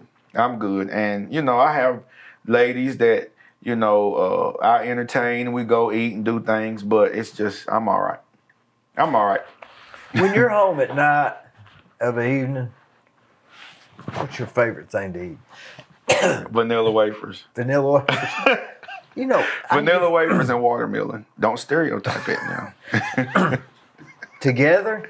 No, but Not I together, love 'cause they would vanilla go wafers. I love vanilla wafers. Do you get the Nabisco or those originals? The Nabisco, Nilla. Nilla. N-I-L-L-A. Yeah, In Nilla. the red and yellow box? Yes. I will not eat it. I don't do off-brand. Have you noticed that if you look on the back, because I used to love them too, still love them, But I think they're making that with that high fructose corn syrup. Really? now. I had and to it's look. a Man, little.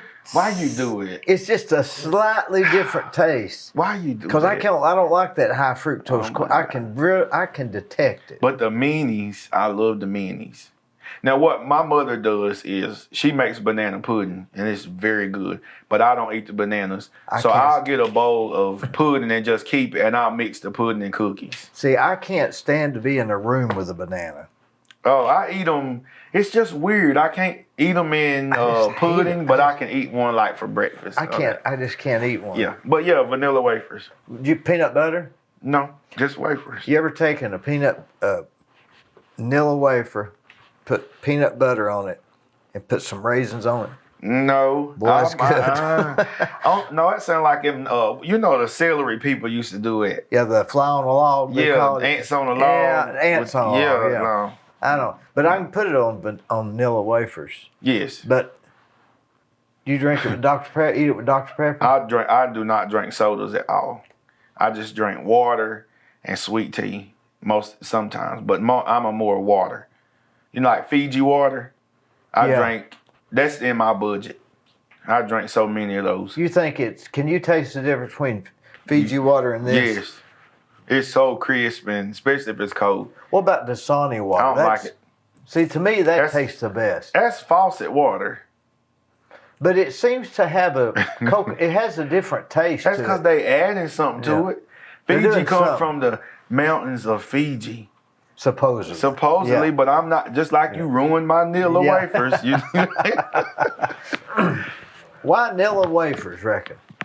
I don't know. They just got like a good taste. And they're not really fat. They're not bad, you know? But if you get those kind that are in the original bags, the bag kind, they're called the old-fashioned originals, they're not made with that Where high they selling? fructose. It's there at the store. They're next to the Nabisco, and they come in a clear plastic bag. Oh, and they're I've called seen the those. old-fashioned. And I don't think they're made with that high fructose. I'll have to try them. They give you the original thing. Okay, I'll have to try them. I have to try them. But yeah, that's what and watermelon.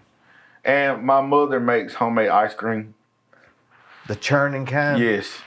It is so good. And so she'll put it in little bowls, and I'll get that and stuff like that. That's why I can't lose no weight. I'm not much into sweets, really, though. I like homegrown tomatoes. I like fried green tomatoes. I like fried green. But I eat tonight, I'll just eat homegrown tomatoes and saltine crackers. And you married? Yeah. Okay. Yeah. Okay. Yep. Let's see, I knew a Burris. Did you have a family member teach at Mayfield? Miss Burris? No. Oh, okay. No. She was my teacher. No relations to, my dad is Bob Burris, my brother's Bo. Oh, I don't know. So. Good people, I'm sure. So what's the future hold?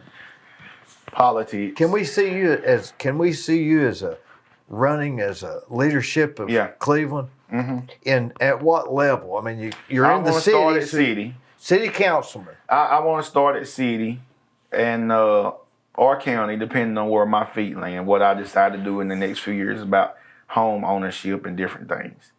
And then I want to do state level. But the key is, and I'm this is a literal sell. I just will not represent Democrats. I want to represent everybody wherever I am, whether it be white, black, Hispanic. And that's why I serve on certain boards and in certain groups like United Way and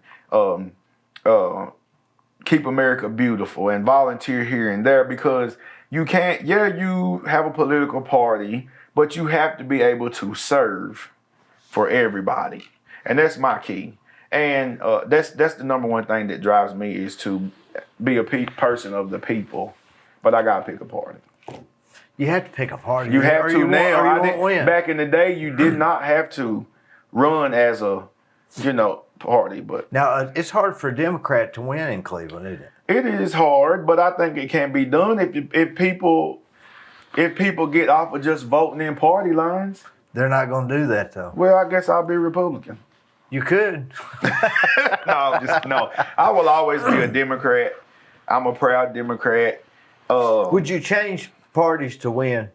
No. If losing is just my option, and it's just my option, but I'll run and run and run until something changes. But here's the difference. I'm a Cleveland native. if people know you, it's not as important as No. in a. But you know, you ever wonder? You don't have to qualify for a political party. You just raise your hand and say, "I'm one." not I'm now, one of them. they vet you. Oh, who's that? Like the parties. So when people ran as, I'm a chairman of the Democrat Party here. Okay, and I'm also the Democrat representative for the election commission.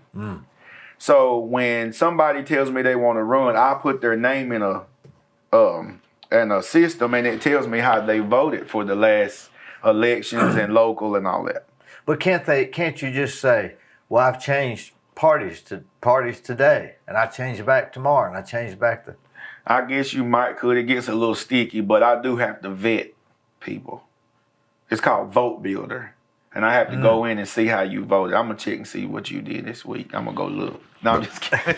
But no. So you can't just say, "I'm going to run on the Republican Party" if you haven't been voting Republican? Right, because what would make you just switch over besides just wanting to win?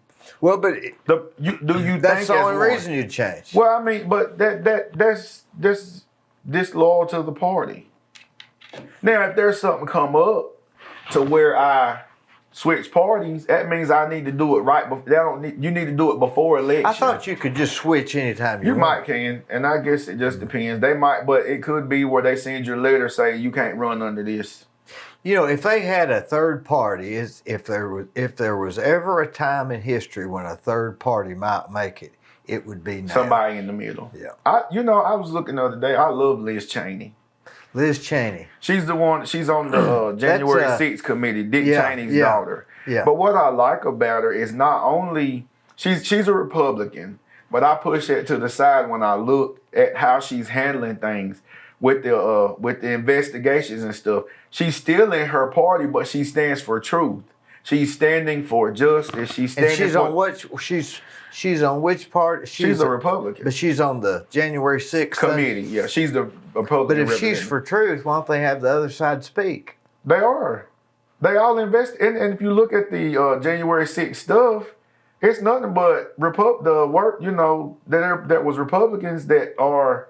But talking. I mean the rebuttal side.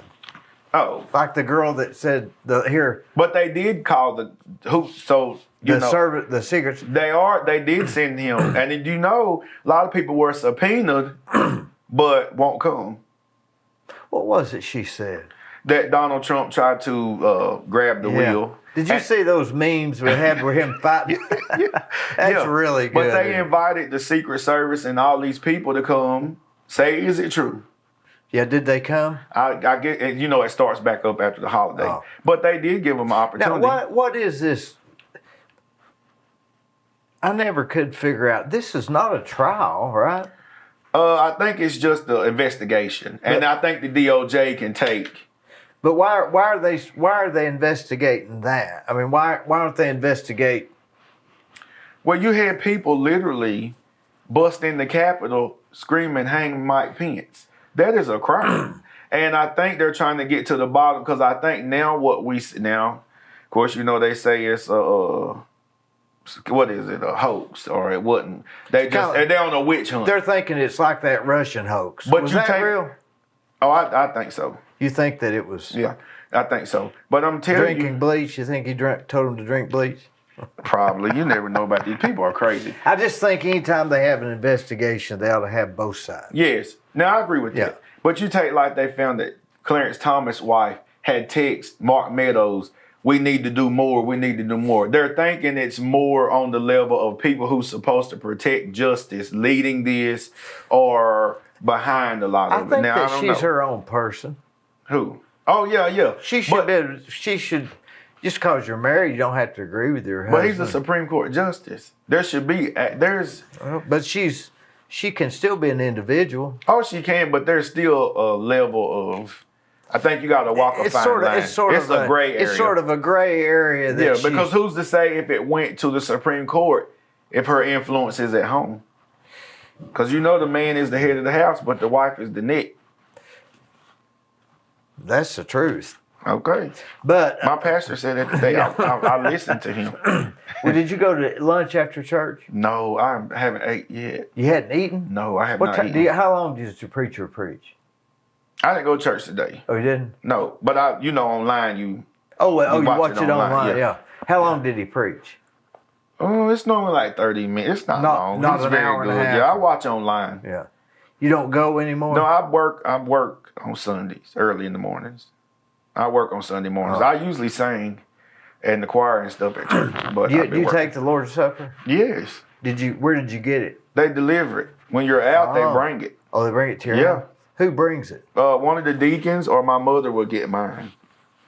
Yeah, they send since COVID, it's in little disposable cups. Boy, so she'll bring mine, so I got to make sure, but like, Lord, now listen, okay, I'm good. I got to clear my mind. Then I eat it like normal. They'll never go back to getting it out of the trays like they used to. It's too convenient. Too convenient, and you know what I hope happens? We shut down again. You do? I loved shutdown. And the reason why I love shutdown is because we took so much for granted. Family and time and all these things. And you had to sit still. And the world seemed like it reset. The ozone layer and animals came. Like a lot of things happen around the world. I think it should be in the budget for a 2-week shutdown yearly. Nothing moves unless it's an emergency. Shut it down. And we all take time, vacation, families. I think that if people knew that it was going to be over in 2 weeks or 3 weeks or whatever, that it would have been better. But people didn't know how long it was going to go on. You didn't know, and I wish and employers build that into the pay. And we shut down for 2 weeks. Nothing moves, and we just take time with family. We had board games and just good time. We had a good time. I enjoyed COVID shutdown. Now I know businesses didn't and stuff. Well, there was some advantages to it. Oh, it was. Picking up takeout and watching movies and getting to do things that you can't normally enjoy with the hustle and bustle. You got to take a vacation to do what we did in shutdown. That's a good point. Families had to cook, and they had to eat at home, and they had to do all these things. Now that it's over, these restaurants are still not as busy as they were. No, and a lot of them people can't get staff. I think some of it is people got out of the habit of going out to eat. They learned to They just kind of got out of the habit of it. Man, I was making a pound cake every other day, brownies, and I had like a little Facebook where I'm cooking in the kitchen. Like it literally gave you time to, and it gave a lot of parents time to know their kids. Parents really don't know your kids in the sense of, because by the time they get out of school, few hours, it's bedtime. Then in the summer, you most of the time still at work. So you really don't know your kids in the sense, see their daily quirk, their daily activities. It's not like people used to go out on the porch and sit. Yes. Or sit around the table. Or even sit at home watching Carol Burnett. Yeah, or sit around the table and pass, eat dinner and stuff like that. It's cell phones and you don't get the true essence of family. And I think COVID shut down did it a lot. Now, some people probably who had an abusive parent or spouse were in a little more... Sure, yeah. Didn't have the chance to escape. But overall, I think it was good. It gave people a time to just decompress. Well, it had some advantages for like sure. Everything. Like everything. What do you think is like, when do you think you'll seek public office? I mean, because they're going to say, "Oh, that's the guy that was protesting. That's the guy from out of town that was protesting." Yeah, but the thing is, if people really know you, see what Cleveland did was let outsiders write the narrative. It was outside people who wrote the narrative that I was not from here. Anybody who knows me knows I'm from Cleveland. I went to Bradley. I mean, and I don't know. When I pray about it, he say it's time. It's time, and that's literally how I take my direction. When I pray about it and I feel like God has spoken to me, it's time. Then it's time, and we'll see. Right now I'm in the process of just living, traveling, enjoying life, and just taking in the things. That's really what I'm into now. Is Cleveland ready for somebody young to take them? Who's And Bill Estes is still in the space. He's still there. And Bill's a good guy. I don't want to run against Bill. I like Bill. So we'll see. That's all. And you never let people know your full plan. They'll try to sabotage you. Well, and you don't know your plan could change. Most definitely. You know, what they say, you won't hear God laugh, tell him your plans. Yeah. That's why I say I pray about it. Well, that's the truth. Yeah, isn't it? yeah. I had plans. I'm supposed to be a millionaire with a 6-pack by now. You missed the 6-pack. Yeah, all that. All of that. So it's just like, you just go day to day. And when I feel it's right or something arises, then it's good. But I would like to see a whole level of young people, whether Democrat or Republican, run. The people that we have now, they're good people, but it's time to take those old school mentalities and move on. You've done what you were supposed to do. I would love to see 30 and 40-year-olds step up and run. It helps to have new blood. You need new blood. And you take like with Kevin Brooks. Mayor Rowland was here, and it was good to see a refreshing person in there. But I think it's time for young people to step up, whether Democrat and Republican, and come together. What would be beautiful to me is to have Democrats and Republicans around the table for Cleveland.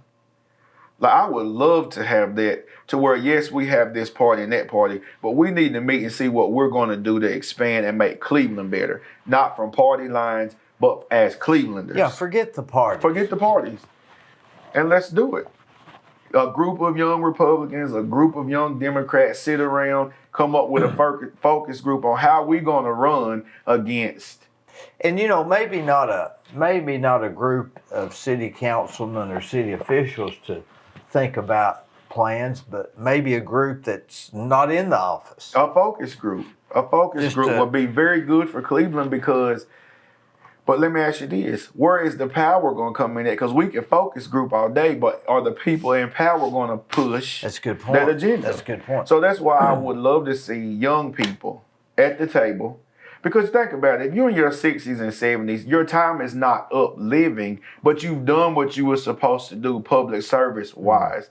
We got to start looking at generations to sustain Cleveland. If Cleveland wants to be sustained, we have to make it a place for minorities. We have to make it a place that businesses feel comfortable coming here. And this is what would have ruined the protest. And we didn't do it. I mean, ruined things for the protest. If we would have wrote letters to big businesses about what's going on in Cleveland, a lot of businesses don't like to go into towns where bad publicity and things are going on.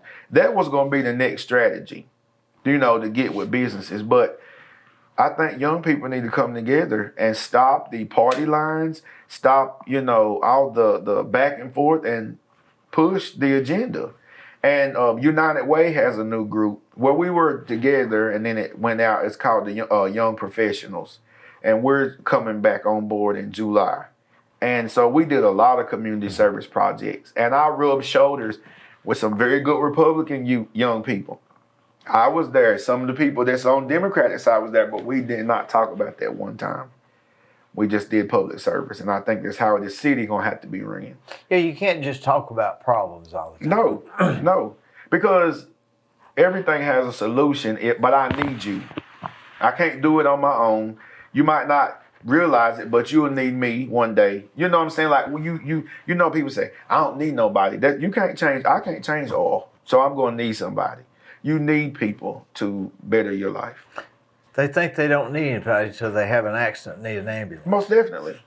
I think we need to come together. Kezmond, you're nothing like what I heard. I enjoyed talking to you. I enjoyed you too. I ain't heard too much about you though.